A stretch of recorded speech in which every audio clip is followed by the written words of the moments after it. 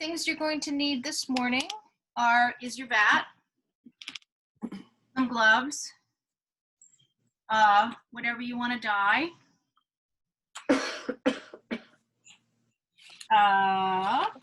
and that's all you need for the moment.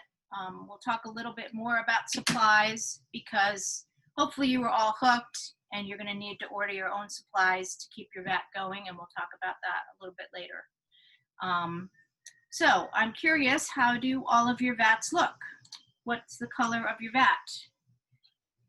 If you have a dark bucket like mine, I couldn't tell you. It looks like it's black. So one little trick is to get something white, like the top of a Tupperware or even a white spoon, and then you can just dip it under the surface and see the color. So mine is it's kind of green, kind of a yellowy, olivey green. How does everybody else's look? And it's clear. I don't see any particles. Well, mine still has a lot of blue in it. It's okay. Mine looks similar to what you said, Joyce. Okay. Yeah, mine does too. Okay. You might see a little blue, but you shouldn't see the particles. I don't. Okay, good. Alrighty, so if you haven't already done so, let's go ahead and check the pH now and see what it is. I know Susan's already done hers and she said it was still quite high. We don't have to stir it or anything? If you stir it, then you'll have to wait about 10-15 minutes. I usually do stir it right before I'm about to dye, but we probably don't want to sit here and chat for 15 minutes. No. But yeah, that's a good point. I probably would stir it one more time before I begin my dye session. Why does that make a difference? Sorry? Why does it make a difference if you stir it? Why would it make a difference? Yes. Because you always have sediment on the bottom and you have some unreduced indigo on the bottom. So when you stir all that stuff up, it's going to be in sort of your dyeing area, and you can get some little particles of indigo on your fiber, which it shouldn't dye the fiber, but you might get some little particles of blue and you won't get such a good even dyeing. If you stir it and let it... No, but I mean for the pH. Sorry? Why does it matter for the pH? Well, also you've got some calc in the bottom there because it's incompletely soluble. So some of that sediment is also the calc. Probably more the calcium than the hydroxide. It's the hydroxide ions that make it alkaline. But it'll probably change it a little bit, not significantly. Okay, so I'm testing. Yeah, mine's pretty high too. Mine's about between 10 and 11. Mine's at 11. Okay. By the way, I've heard and seen people talk about getting pH meters, and I just want to kind of caution you, unless you put in a lot of money, pH meters that are around $100 are no better than pH paper, and you have to constantly calibrate them, and they're notoriously fiddly. So unless you really get into this and you want to devote some big bucks to your pH meter, stick with the pH strips.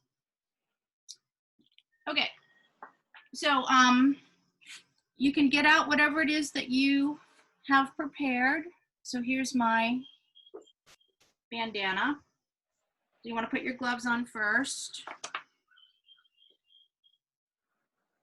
So the thing about your vat now, everything you do, you want to minimize introducing oxygen into it, because of course oxygen is what oxidizes the indigo and makes it insoluble again.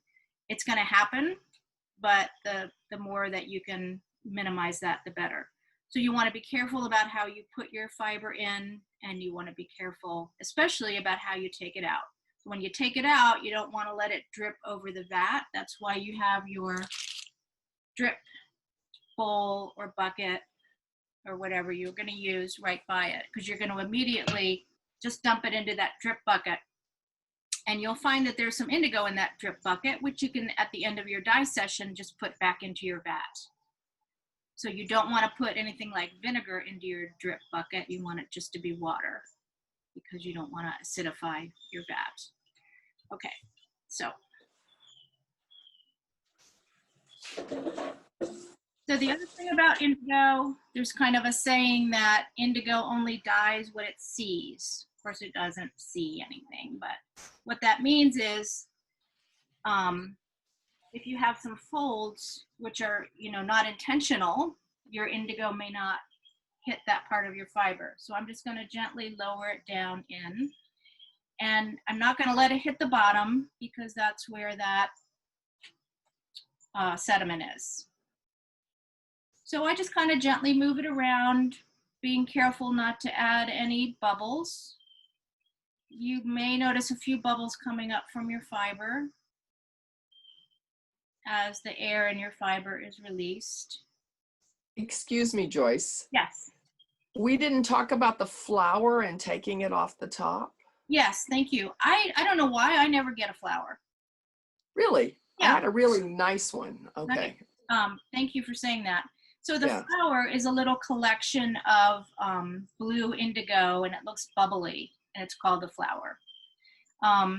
If you don't move it out of the way, again, you're going to get some of that blue indigo kind of staining your fiber, which you may not like. So what I do when I do get a little bit of a flower is I just use a spoon or that top to the Tupperware and just move it out of the way. Some people take it out of their vat altogether and put it for a time they're dyeing into a jar or something. Like I never have that much to do that, but you should just kind of move it to the side. But if you want to make those little paper landscapes like are on your notebook, that's how you do it. You put it through that flower and you get those bubbles of the indigo. So we should have set a timer, but I usually leave things in for 10 minutes. 10 minutes is a good amount of time. Susan was saying earlier that she's found that this vat takes longer than the chemical vat, and that's certainly true. And the other thing we'll find is that you rarely will get the color you want unless you want a really pale color with just one dip. And this might be a good time. I'm not sure who asked me about crocking. Somebody sent an email asked me to talk about crocking. Crocking is when the indigo comes off on your hands or on your body after it's dyed. And a certain amount of that is unavoidable. That's why if you buy, sometimes you buy a pair of jeans or a shirt and it'll say, you may notice a little bit of blue on your skin the first time. And that's because of the unique way that indigo dyes fiber. So unlike every other natural or unnatural dye, there is not a chemical bond between the indigo and the fiber. It's what's called a mechanical bond. And there's a little bit of a chemical attraction, if you want to get technical, a van der Waals force holding the indigo in there, but it's different. And while it's light fast, in other words, light won't cause it to fade very much, it's wash fast, it's not very rub fast. So you can mechanically remove the indigo easier than you can other dyes. So that's why you'll find, especially I find if I'm knitting with yarn that I've dyed, that sometimes my hands will get a little bit blue. So there's ways to minimize that. One way is to use this kind of a vat rather than a chemical vat because it's in there longer. It has a lot more time to get into the little microscopic fibrils of the fiber where it's going to stay. If it's just sitting on the surface, which some of it will be, that's when it's going to come off. The other thing is multiple dips. So you take your fiber out. My rule of thumb is to let it oxidize for the time that I dyed it. So if we dye it for 10 minutes, I would let it oxidize either in the water or the air for 10 minutes, and then I would re-dip it. So again, you're giving the indigo more of a chance to get deep into the fibers. And then you have to wash it really well. I know Catherine Ellis boils her indigo fiber for an hour. I don't do that. But if you really want to not have any crocking or glue come out, you know, you could consider doing that. So those are the ways to minimize crocking. I was just going to say something else. I forgot what it was. Joyce, I started a timer when I went into the vat, so I'll tell you, and you went in a little before me, Okay, so perfect. Thank you. I'll let you know. Okay, thanks. Do you find you get a lot of crocking on your yarn, Susan? I don't dye a lot of yarn. I mean, I own a yarn store, you know. Yeah. I feel like somebody else can dye that yarn. I dye mostly fabric, yeah. Right. And do you get crocking with that? I have had very little problem with it, but I do. I find that, so I took that class from Amy Putansu, who she's Catherine Ellis's student, I guess. And so we did boil things in vinegar. I don't boil it in vinegar, but I leave it in vinegar for a while, like overnight sometimes. Mm-hmm. And then I wash it, and then I put it in this washing machine Okay. with a color catcher. Okay. So you are. And yeah, so I'm really getting it out of there as much as I can, yeah. Right. And the reason to put it in vinegar is simply to neutralize the fiber. It's been in an alkaline environment, so you're just bringing the pH back to neutral by putting it in an acidic environment, which is the easiest way to do that is just use white vinegar, like half-half, 50% vinegar, 50% water. And that's especially true for wool. I'll put wool immediately. Once I know I'm done with my dips, I'll put wool immediately into a vinegar bath. You don't want to do it before you're sure you like the color, because you don't want to introduce an acidy fiber into your vat. That's just going to mess up its pH.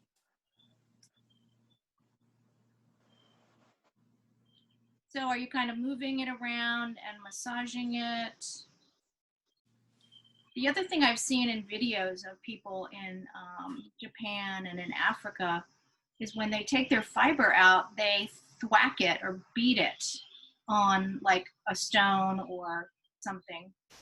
And I've never heard that explained why, but I'm wondering if that doesn't also help that mechanical bond kind of send that pigment deep into the microscopic fibers of the fiber. So you might want to consider that. I guess if you're a spinner, you know about thwacking. I'm not a spinner, but I've heard that's a thing you do. Yeah. You beat it against your bathtub or something. Are there spinners in the group? You talk about thwacking. One of the things I promised myself I would never do. I'd much rather do painted wart than learn how to spin. Okay. I spin, I thwack, Okay. but it's to help the fibers kind of felt a little bit if I have a woolen yarn. Uh-huh. Yeah, so the reason you do it is Yeah. different. Yeah. It's more Different thing. structural than, Yeah. but I'll try it for this and see what happens. Yeah. I mean, when I see people that have been dyeing with indigo for generations doing something, I figure there's got to be some good reason. Like in Thailand, I've seen it, or in Asia, Southeast Asia, it seems like I've seen that in videos in particular, right? Where are we on our time, Susan? About 2 minutes short. Okay.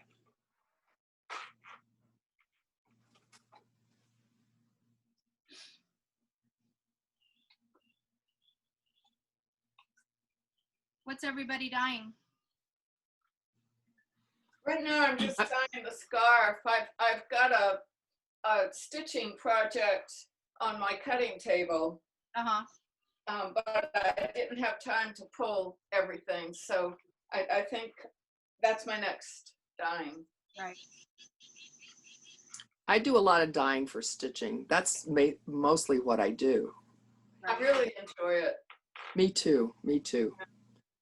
So are you dyeing the thread or the fabric or both? Both for me. Well, I stitch and then pull it as tight as I possibly can. And I'm cutting the thread out so that I've created the resist. Yeah. Okay. Stitch shibori, you mean? Yeah. Yeah. Gotcha. I have a great book recommendation. Amy taught a great class at Barbara Zaretsky's studio before she moved and sold it on repeat stitching in shibori, which I had never experienced before, and I really like it. Cool. Yeah, get some beautiful things. Joyce, yours has been in there about 10 minutes. Okay, so what I'm gonna do now, before I even bring my hands out, I'm gonna try to gather my whole piece in my hands under the water so that, again, I can minimize the dripping. And then I'm gonna squeeze it and then just plop it in my bucket or my bowl. So you should see it. Here it is, already turning.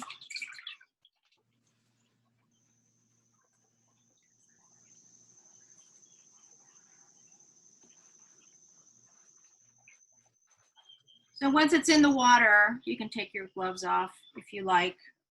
I kind of hate having gloves on. So.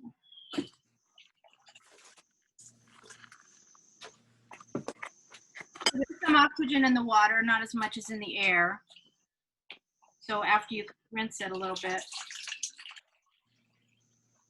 just let it waft in the air. So don't take your resist out unless you're sure that this is the color you want. So I'm gonna let it oxidize in the air for a few minutes before I decide if I want another dip. If I like this color, I could take my resist out right away, because once the indigo's blue, it can't dye your fabric. So you don't have to worry about, the dye kind of running into your resist area. It won't dye it, it will stay white.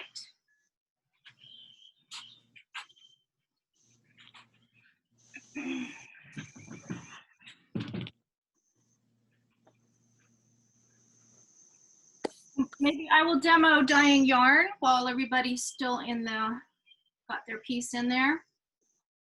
Yeah. It's a little bit different. So I will put my gloves back on. Joyce, Yeah.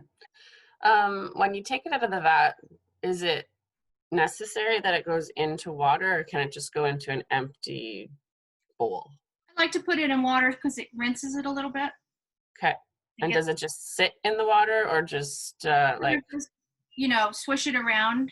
uh-huh. I take it out and let it hang to dry. Like I said, it will oxidize in the water because some oxygen in there, but not as much the air. I'm probably going to want to dip mine a couple more times. I really like as dark a color as I can get. Okay, yeah.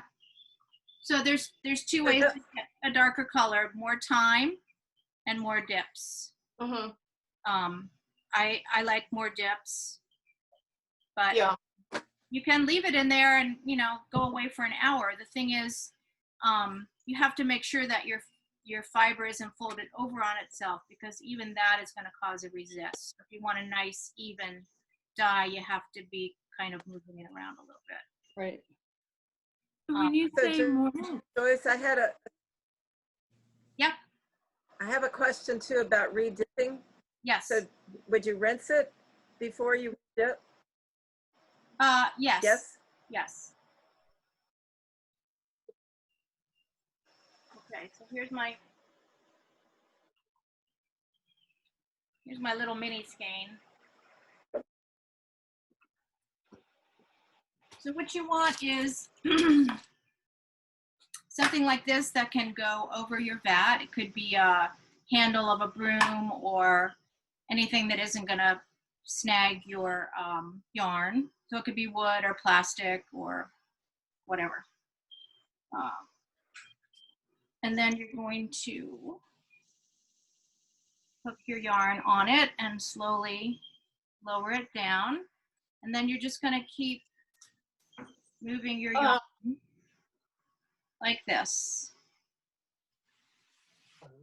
I made my skein a little too long, so I don't want to rest my rod on my vat, which would make it easier for me.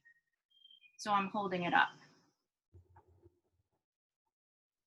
So you don't have to massage the yarn, you are just keeping it immersed? Yeah, you're rotating it. Again, being careful not to, you can't see my vat, but I'm not splashing, I'm not introducing any oxygen. You know, if you're just kind of slow and methodical, you can see right there, I got into the bottom of my vat.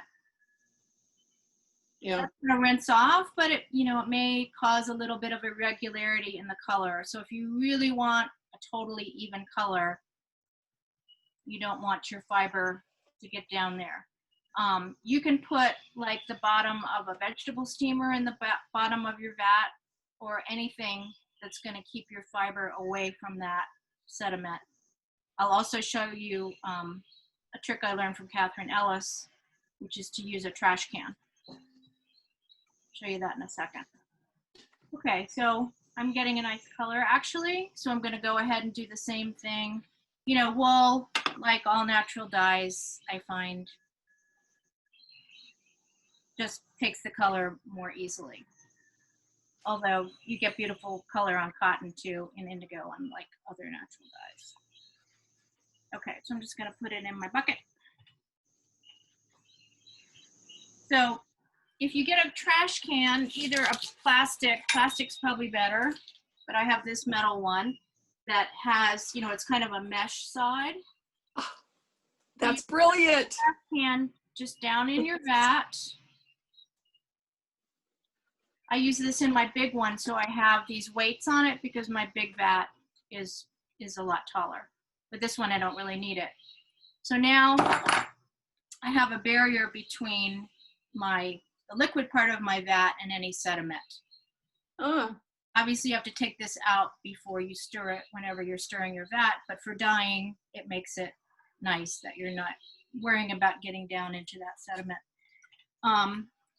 But that, I don't know if you saw that blue blob on my yarn, but it's gone now. It rinsed out because that blue can't dye, right? That blue powder can't dye. That's why we go through all these crazy machinations, because we can't get the blue to dye. So here's my yarn. It wasn't in there for what, maybe 2 minutes. So it's quite 2 or 3, yeah. pale, but I just wanted to show you how to do that. And it's very even. mm-hmm.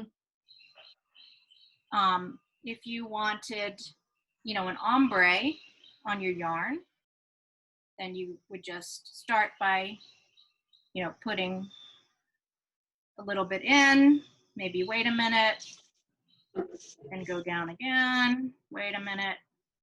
But then it's very easy to get an ombre. Again, the times are so much quicker in an indigo vat than a natural dye vat. What is an ombre? Sorry? What is an ombre? An ombre is when that you have a color gradation from light to Oh, dark, okay. which is a lot harder to get with something that you're boiling. Oh, there's somebody there. Colleen, where have you been?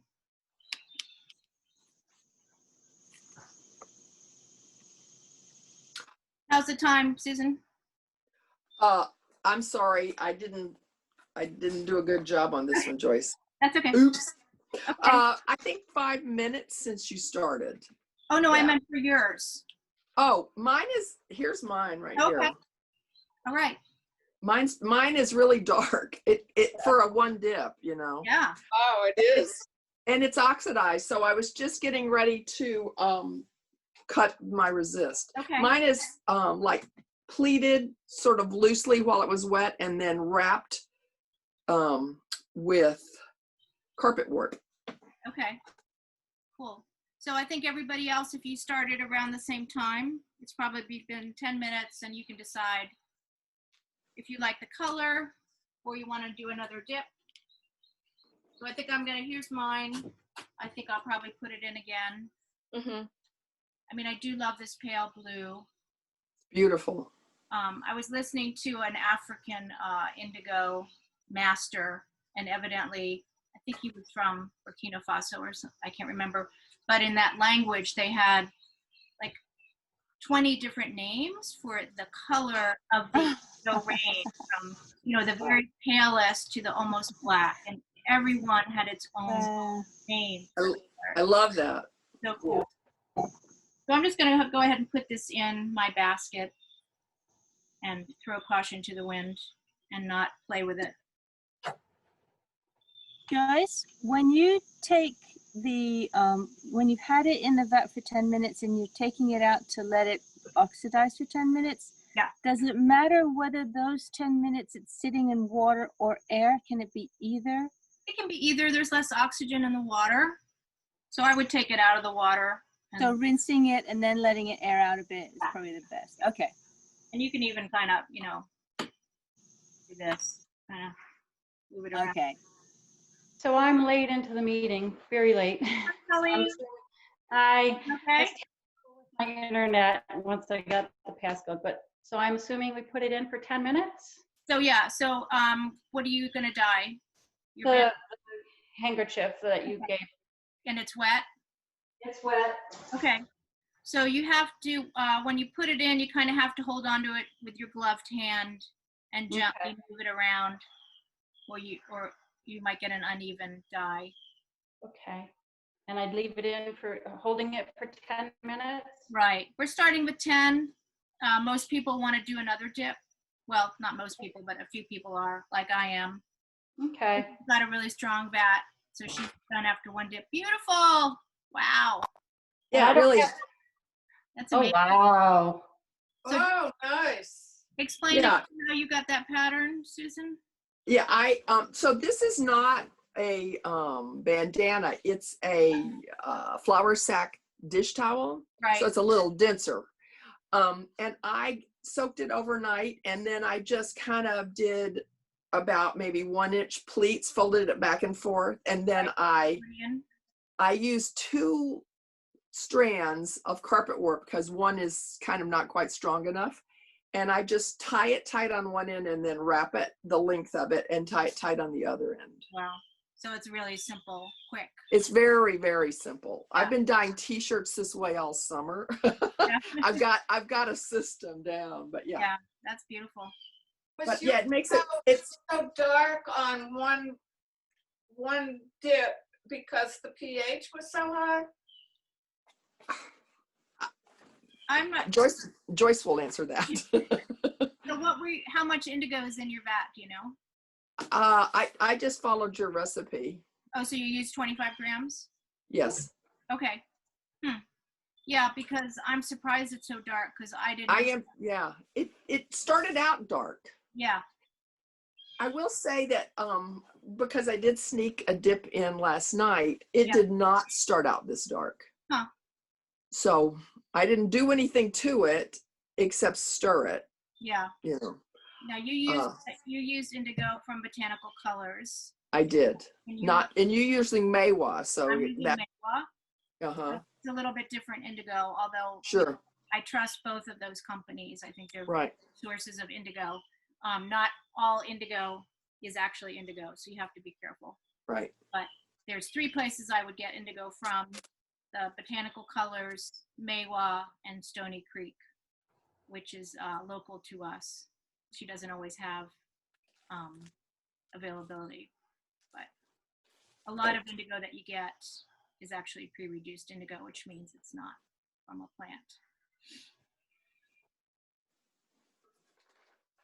Anybody else have something to show? This is a little short dip that I Yeah. did. Same bat, you know. Right. It really is a strong bat. Yeah. So that's all I can say. Yeah. Yeah. Right. I'm into moons. I've been dyeing moons. I know. like I love crazy. it. What did Yeah. you use for the resist? Plexiglass? They are plexiglass, Yeah. and I order them from Etsy, and they're kind of pricey, but they're good, you Wow. know. And wood doesn't hold up the same way over time, so Yeah. And then I use my best clamp are these guys, Right. Yeah. or the kind that you tighten up, the C clamp. Yeah. Yeah. Yeah. Mhm. Yeah. I mean, that crisp white circle is just, Yeah, that's kind of really amazingly Yeah. crisp. Yeah. I kind of like them when they're not always crisp too. Mhm. You know, there's something to be. Shibori Girl does something pretty magic where she kind of lets it leak in on one side. I don't know. Oh, yeah. Yeah, I've been doing twice dyed ones. You know, so that I get it kind of cloudy and then I clamp over them. But yeah, Okay. twice as much work too. But yeah. Right. So can everybody swoosh their fiber while I talk about troubleshooting the vat? Does anybody have any questions before we go there? I have a question. Yeah. Joy.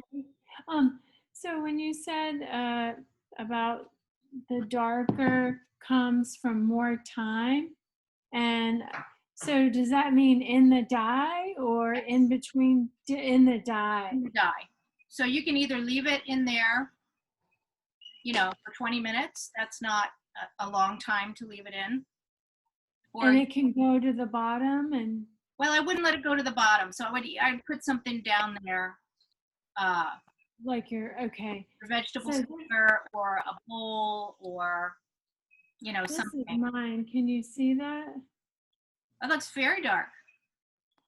It does? Yep. Okay. That was 10 minutes. Okay. Yeah, looks pretty dark to me. So why don't you rinse it and, see if you're happy with the color. I think I want to try one more dip. Okay. This is my after 2 dips. Let's see. Who is? Ooh, I can't see. Talk so I can see. Oh, well, here it is. Beautiful. What did you use for the Yeah, resist? that's pretty wax. I want to do batik, so Wow, this is the first time I set fantastic. up my own. that's wonderful. Thank Beautiful. you. Yeah, I appreciate the quick start because I've been wanting to do this for a couple of years. So Yeah, great.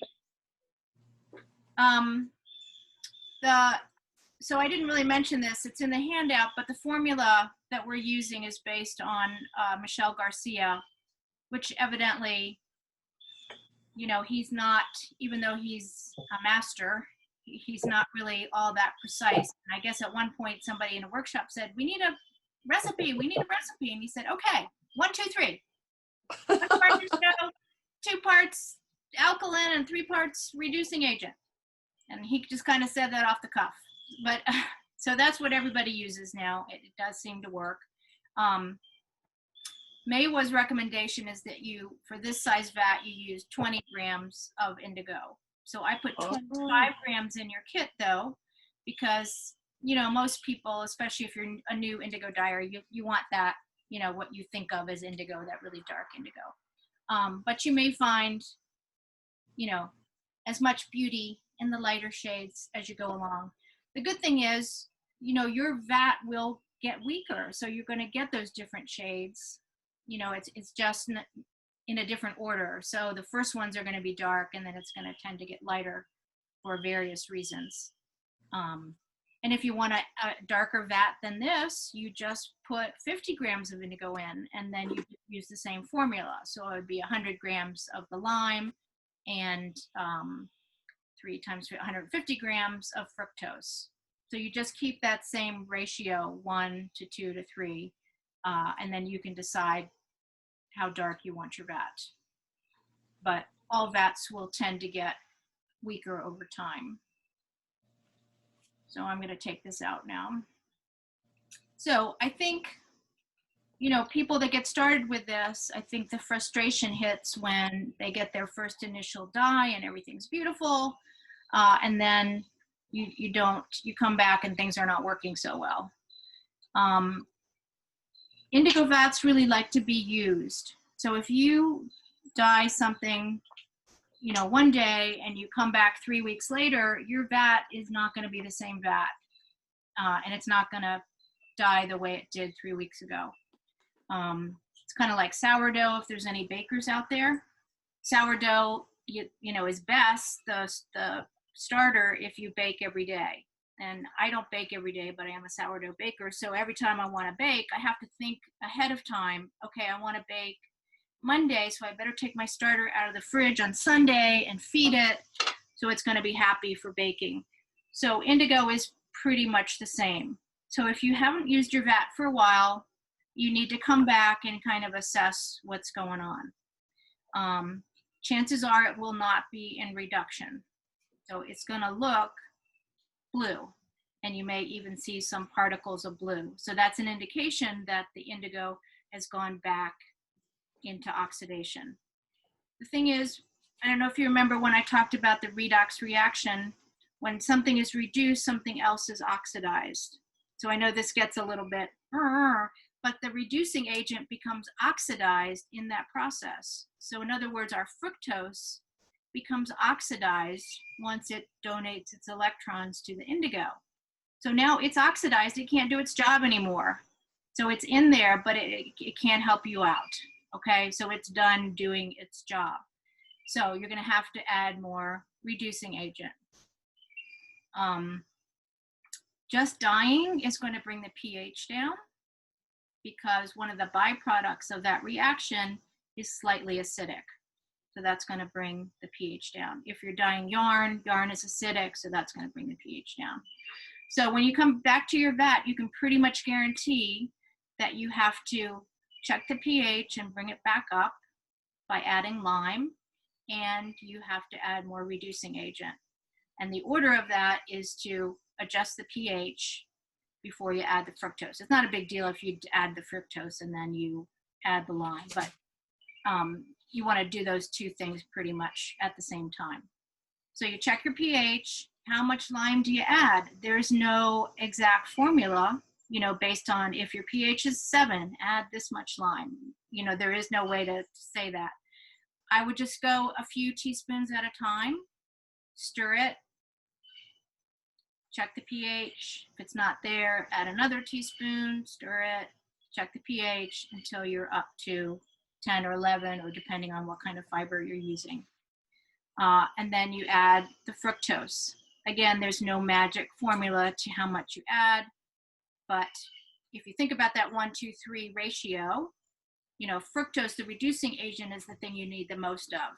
So add more fructose than you did lime. Good thinking. Yeah. Somebody asked me about those ratios. Can you use volume ratios like teaspoons? Yeah, you can. When you start, I would use the weight measurements, but I don't do that when I'm just trying to adjust my vat.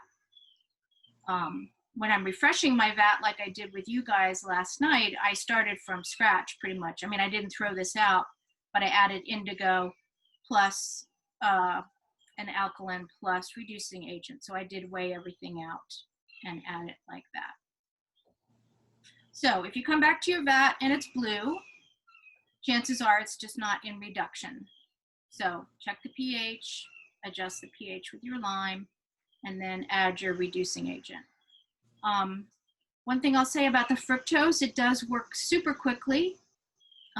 You know, my jar with half the amount of stuff I saw reduced while I was talking to you guys last night.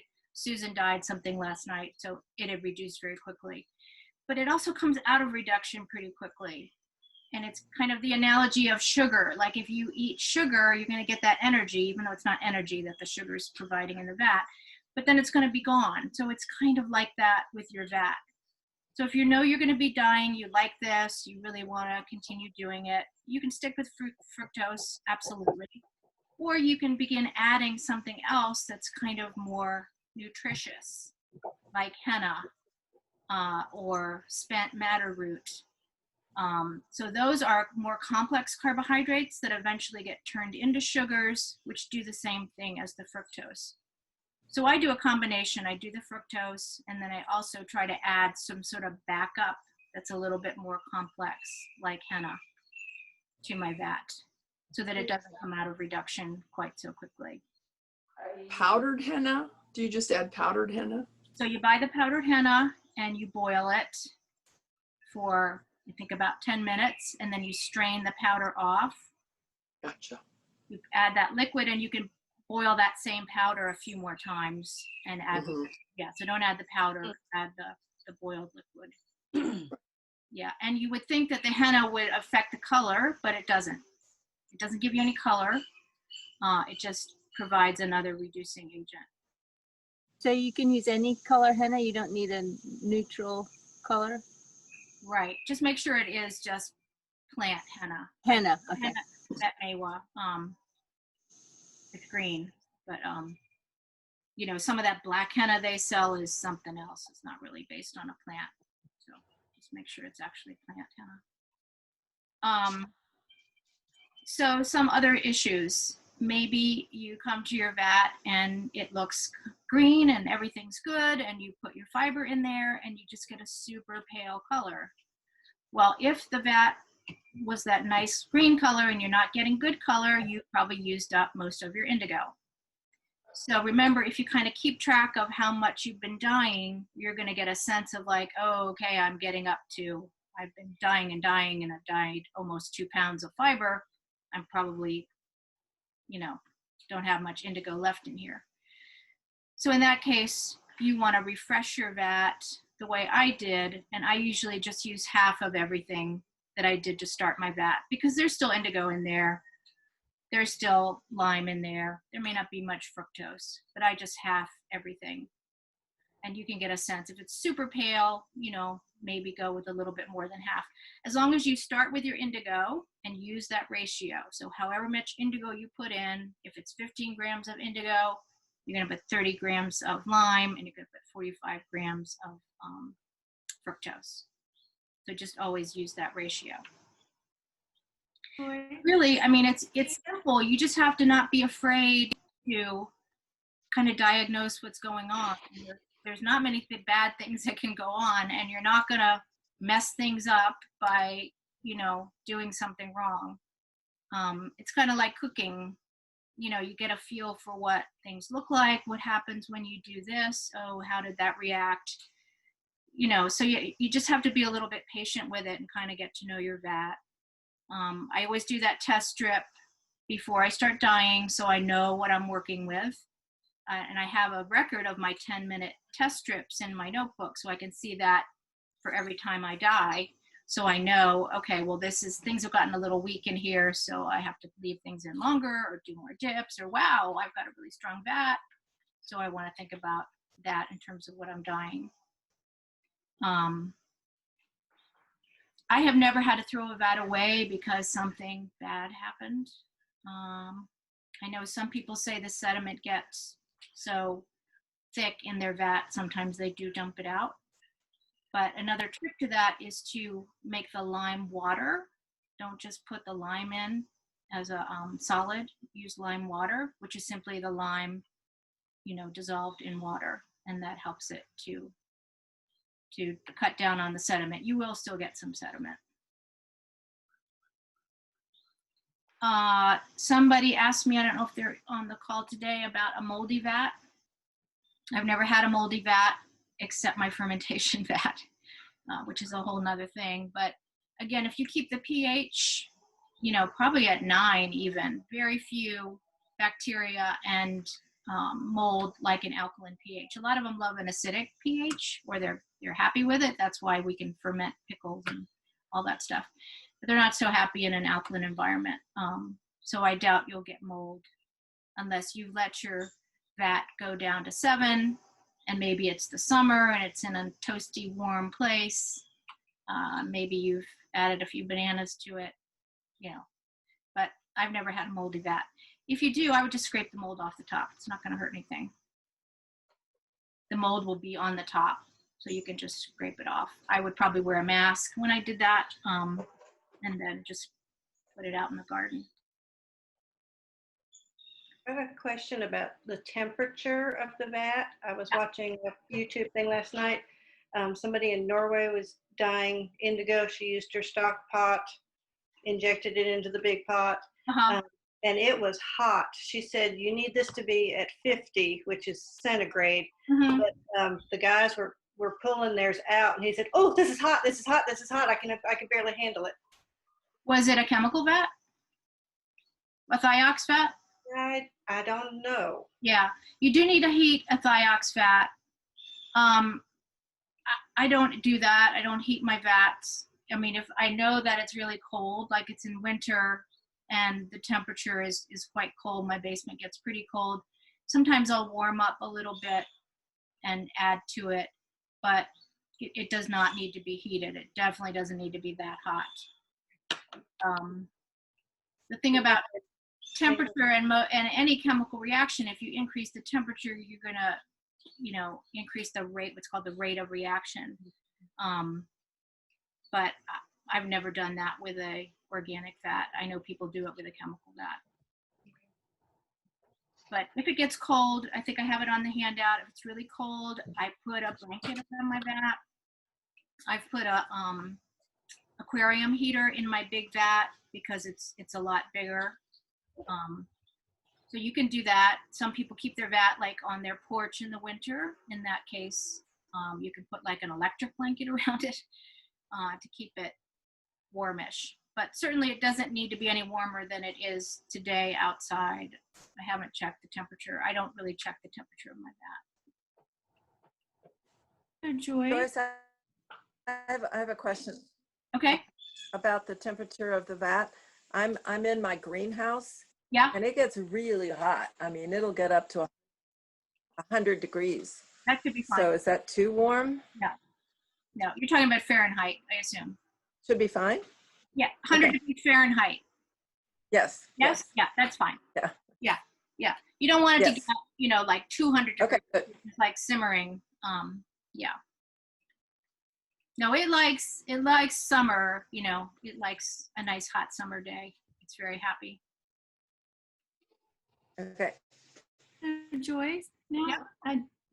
I've done the 20 minutes. Yeah. And can I undo it now or? Yeah. You don't have to worry. It's not going to stain your resisted areas. Okay, do I squeeze? I put it in water and do I squeeze that out? That's fine. Yeah. So here's mine after 2 dips. I might do one more while we're talking. So one other thing I had on the handout was if you get uneven color, the problem with that could be a couple of things. A, you didn't scour your fiber adequately. So especially with cotton, you need to be a little bit rough with your scouring. So you want to boil that cotton in Synthropol and washing soda, which is sodium carbonate, for about an hour. And those directions and amounts are on the handout. There's a lot of all kinds of things that they put on fabric, at the manufacturers, unless you buy something that says RTD, which means ready to dye. And if you trust the source that it's really ready to dye, then you don't have to scour it. So I did not pre-scour your bandanas because they came ready to dye. So you may get uneven dyeing if your fiber hasn't been scoured correctly. Oh, beautiful. I keep seeing beautiful things. I hope we get to do show and tell. Yeah, we're going to do a show and tell, definitely. Good. The other reason may be because you put a big piece of fabric or a big skein of yarn or several skeins of yarn in your vat and you just kind of left it there. So remember that the indigo, it's not like other dyes where, that dye is going to migrate through the fiber. It has to see the dye, so it has to be exposed to it. So you have to get in there and move it around with your hands, make sure there's plenty of room. So if you wanted to dye 10 yards of fabric, you are not going to do it in this 5-gallon bucket. You're going to have to cut it in a couple of different pieces, come up with some other strategy. If you've ever seen, production indigo dyers, they have huge vats. Like in India, they're actually dug into the ground and they're quite deep. So consider that you have to keep the fiber loose and moving, and you might need to do that with your hands. Oh, great. I've got a pickle barrel. Maybe that'd work. Yeah. One of those big 55. Yes. Yeah. That'll Yeah. work. Cool.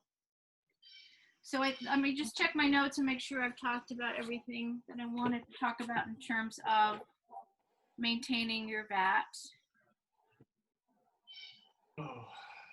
Oh, the other thing about uneven color is wetting out, which we talked about, but is especially important with wool.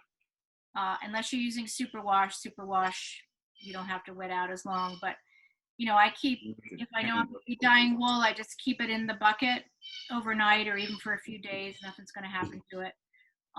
But do take it out and rinse it so you're not, again, putting a dripping wet skein of yarn in your vat, which is going to introduce oxygen.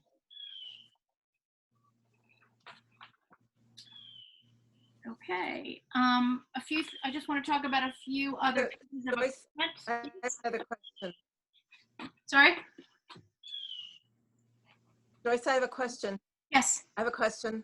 Yeah. So are you pretty much saying that you can keep an indigo vat indefinitely? Yes. You have to just keep adding them. Yes. Yeah, yeah. Yeah, I know people Okay. that had vats for 10 years on their porch. Yeah. Oh, okay, great. That kind of the sourdough starter is a good analogy. People keep those their whole life and pass them down to their children. Kind of a similar thing. So some pieces of equipment I didn't really talk about. You should have a digital scale. This is from Amazon. It wasn't very expensive. You want something that has a precision to at least 1 gram, and it's even better to get it to 1/10 of a gram. The price difference does jump up if you get it to 1/10 of a gram. This is really easy to use. The top becomes a little tray for you to put your, you know, the things you're weighing. Like I showed you yesterday, I would also put a paper cupcake thing there so I don't get my tray dirty all the time. So, you know, Could you tell us what that is? Could you tell us what that is? That the brand, or maybe you did this yesterday, but I didn't hear it. AccuWeight digital pocket scale. What's the brand? AccuWeight. I can send this out in an email. So this is precise to 1/10 of a gram, and it will weigh up to 1,000 grams. It wasn't very expensive. I don't remember how expensive it was. And it's really good to use metric. It's so much easier when you do the math. If you do any dyeing, you know, mordanting, we don't need a board with indigo, but all of your math is so much easier if it's in grams. So I would recommend getting one of those. So everything in your kit I got from Mawa. You don't need to get everything from a place like Mawa. I mean, it's from Canada. I think the prices are good, plus they're in Canadian dollars. So when you convert, you're excited about the price in American dollars. Maybe the person in Canada doesn't agree. And if you buy over a certain amount, you get free shipping. So that's kind of why I buy everything from there, because I don't know, it's a good marketing ploy, but I hate paying for shipping. So I'd rather order a bunch of extra stuff than pay for shipping. And how do you spell that? MAIWA. We also have a ton of excellent information about all sorts of natural dyeing, handouts that are free that you can read. They have a podcast series with natural dyers. It's just a wonderful site. But when you're getting your own stuff, you can go to the grocery store and get pickling lime, or you can go to the hardware store. So they sell lime for gardens, for pickling, and it's fine. It's the same stuff. It's calcium hydroxide. So you don't need to get that from a special dyer's supplier. So this was from Ingalls. The lime in your packet was from Mawa, but this is what I use in my house. And then fructose, also what you had in your kit was from Mawa, but you can get this online. I've not seen it in any grocery stores here. I've heard that you can sometimes get it in a health food store, but I just get it on evil Amazon. I've heard that you can also use dextrose, which is another monosaccharide, if you happen to have any dextrose hanging around. So you will need to get these once you need to adjust your vat. And then again, the indigo, I would recommend getting from Maywa, from Botanical Colors, which is in Oregon? Washington? Yeah, I think so. Or Washington, yeah. Yeah, and Stony Creek Colors, who is kind of local to us. She's in South Carolina. She's doing an amazing job growing indigo, and she's gotten old tobacco farmers to convert to growing indigo, and she's doing amazing things. I think That's there's a great. little more availability than there used to be with hers, but she's got a very good product. It's pricey, but it's good. Those are the 3 places I would get my indigo. As much as I love Earth Guild, I'm not sure about the provenance of the indigo that they sell there. Do you always use powder? Because I see that they sell the liquid indigo. I don't know what that is in liquid indigo. There's something called Saxony Blue, which is indigo with clay. Yeah, that's what liquid indigo is Saxon blue, I think. Okay. But it's only for animal fibers. It doesn't work. It works kind of as a paint on paper. I have some, is the reason I know this, that I bought from Botanical Colors. But it really, some people, Eileen told me once that you can try it on cotton, but I think they sell it as being not for anything but animal fibers. Yeah, so it is indigo, but something else. Right. And I came in late, and I'm seeing on the notes here, maybe you already mentioned it, the water vinegar solution. I've taken, have we covered that yet? We kind of referred to it, but that's good to talk about it again. So when you're done dyeing, you're sure that you like the color, then you want to rinse your fiber in a 50-50 vinegar water just to neutralize it. And that's especially important with wool. Cotton really doesn't mind so much, but definitely with wool. But don't do that until you're sure you like the color, because you don't want to put something that you put in an acid into the vat that you're trying to keep alkaline. So how long is too long to leave it before you dip it? I mean, will my fiber be damaged if I let it sit for a day or 2? Or I wouldn't let wool sit for that long. Okay. Cotton, it's fine. Okay. Yeah, but there's no reason to let it sit unless you can't decide. I mean, the color you see after, 10 minutes is the color you got. It's not going to change again. So.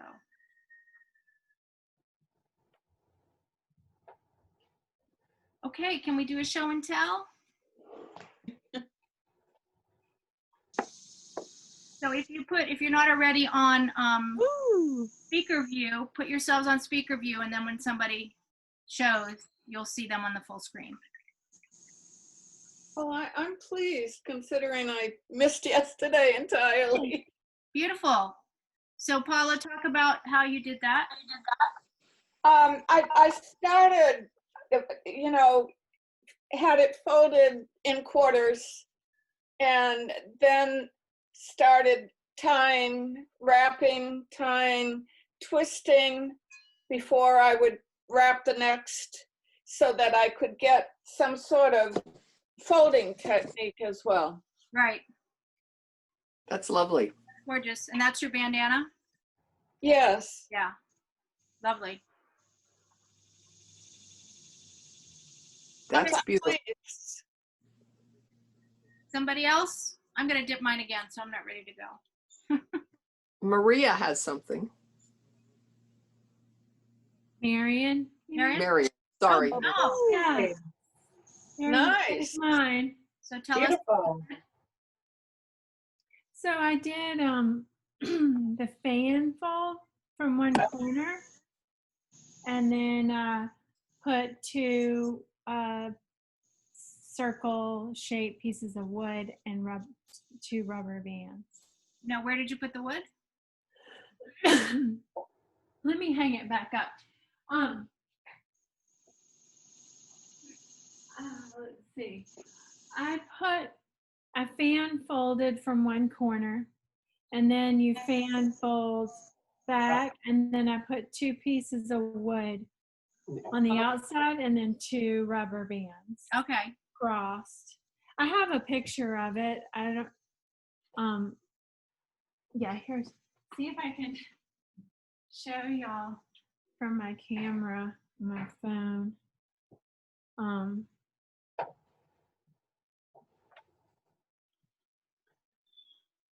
Let me see. So that's it soaking in the water. Okay. Uh-huh. Uh-huh. Oh, neat. And then that's it dyed. Ah, It's hard to see because my gloves are also blue. Right, right, right. It's cool because the rubber bands give an added resist on the corners there. Yeah. Yeah. I like it. I've done this kind of dyeing before, but not in indigo, and I didn't like anything I did. Yeah. But I like this design for the first time. Cool. Excellent. Okay, who's next? Hi, guys. Am I not on speaker view? Yeah, you good. sure. Good. Okay. Can you see it? Yeah. Yeah. Nice. How did you do that? That's so delicate.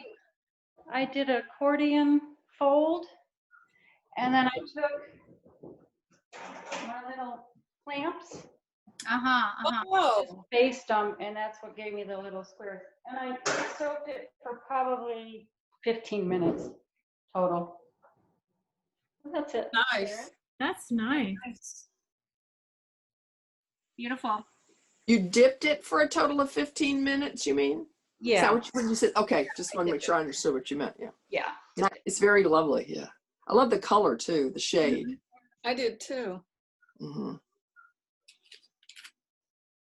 Okay, who else?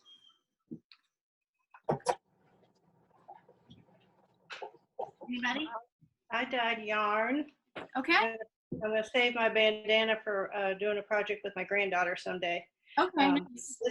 This was over dyed. The first dye bath was marigolds, Uh-huh. and it's got a lovely olive green. Green. Oh, That's cool. beautiful. Pretty. Beautiful. Nice. I'm very pleased with it. Lovely. So So make sure I have a question. vinegar. I have some marigold dye too. So when you do the marigold dye, because I haven't looked into this, do you heat it or is it a cold bath?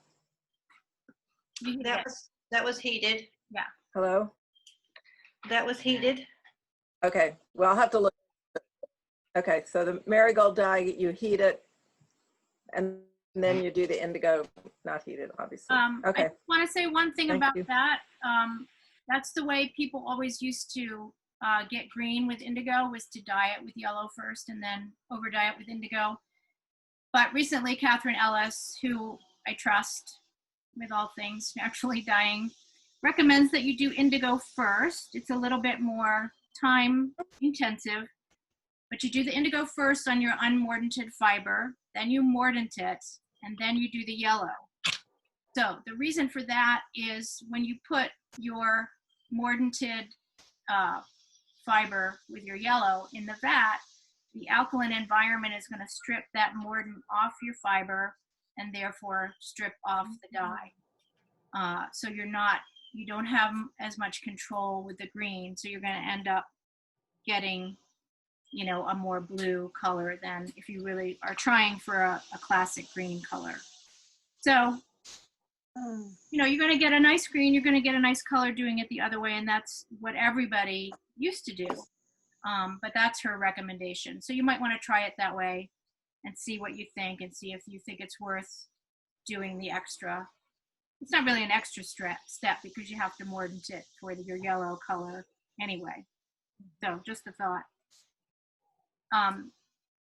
But make sure that yarn is going in a vinegar bath. Is it Sharon? Sharon, yeah, I will. Thanks. Okay, who else? Oh, nice. I'll I show did- mine. Oh, nice. I Yay. just I did like the it. little rocks with the elastics. I folded it in half and then I did it. So you kind of get two different looks. Yeah, that's one of my favorites. That's what I did too. I don't Yeah. get all my rocks out to show you, but How I long think I did you, soaked it. Maybe 15, 20 minutes. Yeah. I did 1, 2, 3, 4, 5. I did 6 pieces all together today. So I was like multitasking like crazy, but right. yeah. Are you And- just doing fabric? Yeah, just an old cotton sheet. Mm-hmm. Yeah. And I'm not going to undo the other pieces yet because I might want to keep dipping. But Right. yeah. Mhm. Did we see everybody's? We Got didn't see one. Lenora's, yes. I got No, mine. you're fine. So this is just a piece of Okay. quilting fabric. Nice. And it's an accordion, and then once it's accordioned, it was like little triangles, Right. like little croissants. And I did it really tight because I thought the dye would just soak right through it. So I thought, oh, I gotta do this really tight. Yeah. And now I'm realizing, no, I could loosen up a little bit, and I'll try the next one, getting a little looser on the. But I took the rubber bands and put them on my bamboo stir stick, and then I just set it in there and did a little. Oh, good. Yeah. I didn't have to keep my hand in it all the time. Right. Yeah. This is just an old tea towel that had been retired to the husband's workshop, Nice. but it might get brought back out again in the kitchen now. That's beautiful. So, but yeah, it soaked up a lot of color really fast. Yeah. So, Yeah. That illustration of you making that really tight fold, if you've done any other kind of tie-dye or shibori with a different kind of dye that's heated, you really need to have those tight folds. But in indigo, sometimes you get more resist than you wanted, which is also the reason why you wet it out.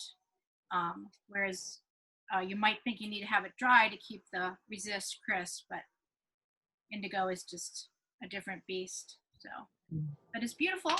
They're all so beautiful. Joyce. Yeah. How much did our bandana weigh? I actually weighed it. It was 27 grams. Thank you. Yeah. Yeah, so I hope everyone's using is there any notebooks to record things. Question?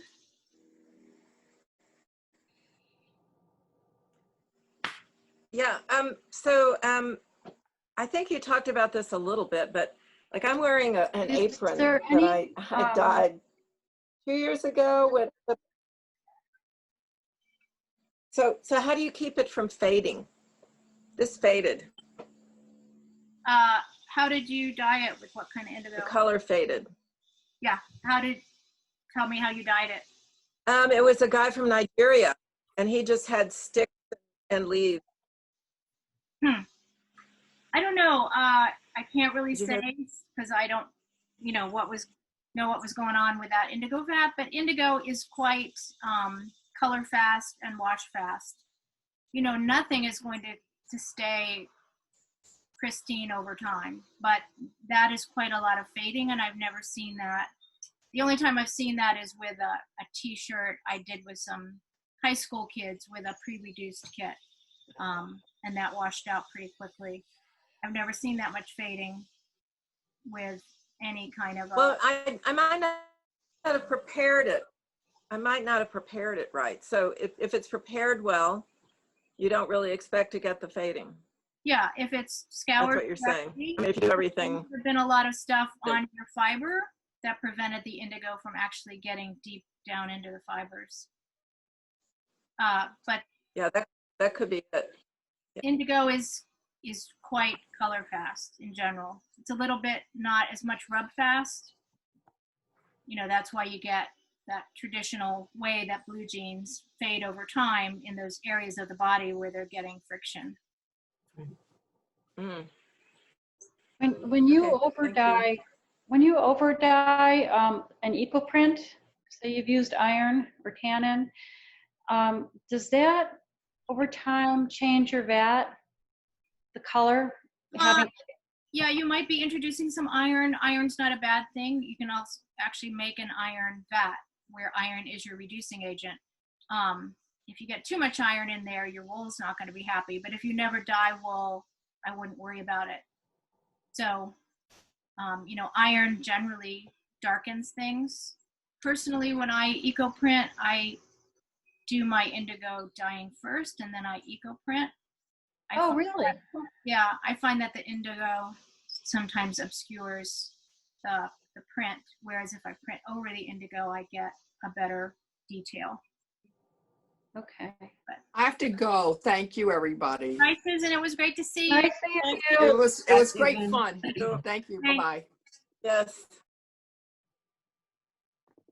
So here's my a corner of mine. It's not as beautiful as everybody else's because it's pretty light. Oh, neat.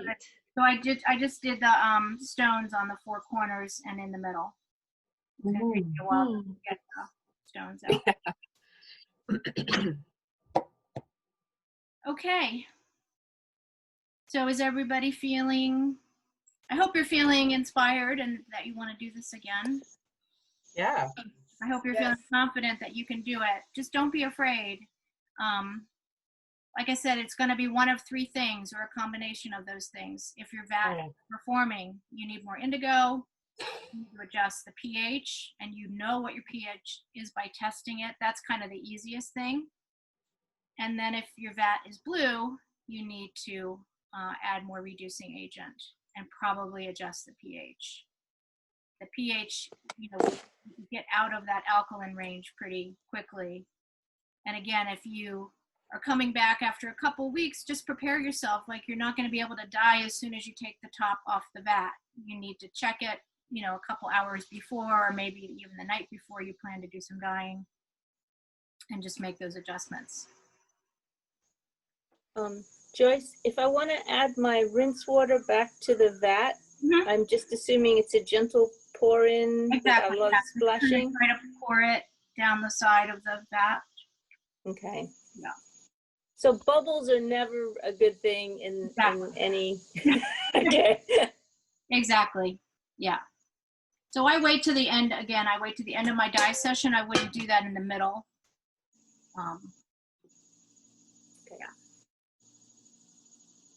One more point to clarify. We're doing the 50-50 vinegar rinse on cotton and wool, 50-50 on everything, vinegar rinse. Yeah. Yeah. It's most important on wool. Your cotton isn't going to mind, and you're going to be washing it anyway. But I think it's good to neutralize it. But it's kind of very important on wool. Thank you.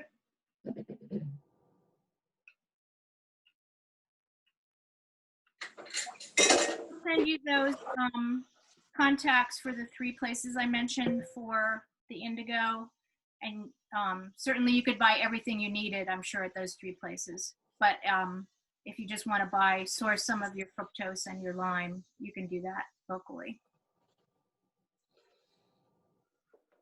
Well, that's great. Okay. Thank you, Had that Joyce. for a Well, so while. much. Thank you for Thank Thanks, you. Joyce. being here and putting up with yesterday. I'm glad No it's problem. got a lot better. Well, I'm glad it all worked out, and I'm glad I was here today. Me too. Okay, All guys, right. email me if you have questions. Thank you. Okay, thank you. Thank you. Bye. Good weekend. Bye-bye. Bye-bye.